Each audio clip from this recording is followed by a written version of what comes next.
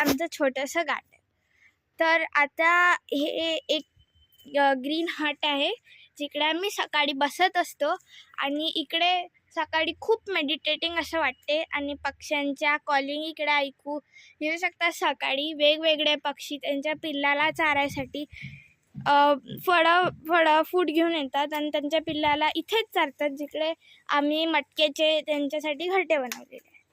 तर हे केळीचे झाड आहे जस्ट हटच्या बाजूला आणि नंतर हे फिशटेल पामचं झाड आहे जे की ज्याला की असे ब्लूबेरी टाईप असे फळ येते आणि ते एका पक्षीला खूप आवडते जे की हॉर्नबिल आहे.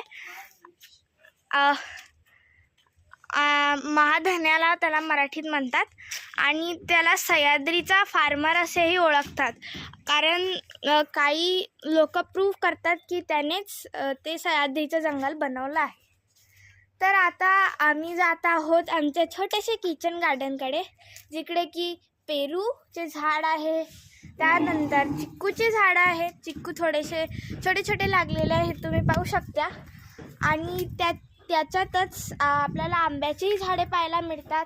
त्यासोबत सीताफळचे पण आहेत, रामफळ पण आहे, असे खूपसे झाडं आहेत.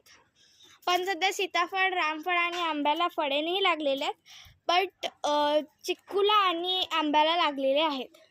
तर हे आमचं छोटंसं गार्डन आहे आणि जस्ट हटच्याच मधोमधी निघणारं हे नारळाचं झाड आहे ज्याला की खूप सारे नारळ लागलेले आहेत आणि ते आम्ही तोडत असतो आणि त्यातलं ते पांढरं शुभ्र खोबरं त्यातलं खूप गोड असते ते आम्ही खात असतो.